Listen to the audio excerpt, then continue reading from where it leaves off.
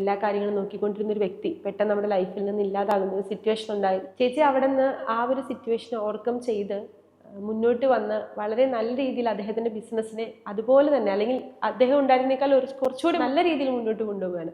ചേച്ചിക്ക് അങ്ങനെ മുന്നോട്ട് പോകാനുണ്ടായിരുന്ന ഒരു ഫോഴ്സ് എന്തായിരുന്നു? അത് എന്താ പറയുക, പുള്ളിക്കാരൻ 2010 ഓപ്പറേഷനൊക്കെ കഴിഞ്ഞ് വീട്ടിലിരിക്കുമ്പോൾ തന്നെ ബിസിനസ് എങ്ങനെ കൊണ്ടുനടക്കണം എന്നൊക്കെ ഉള്ള കാര്യങ്ങളെല്ലാം അങ്ങനെ പഠിപ്പിച്ചു തരുമായിരുന്നു. പിന്നെ ഈ ഒരു സിറ്റുവേഷൻ വന്നപ്പോൾ കൃത്യസമയത്ത് മോൻ ഡിഗ്രിയൊക്കെ കഴിഞ്ഞ് എൻജിനീയറിംഗ് ഒക്കെ കഴിഞ്ഞ് വീട്ടിൽ അവന് അടുത്ത് എന്ത് ചെയ്യണം എന്നുള്ളൊരു ചിന്തയിൽ ഇരുന്ന് IPS വേണമെന്നുള്ള മോഹത്തിൽ ഇങ്ങനെ വീട്ടിലിരുന്ന് പഠനമൊക്കെ തുടങ്ങിക്കൊണ്ടിരിക്കുമ്പോഴാണ് കൊറോണ വന്നത്.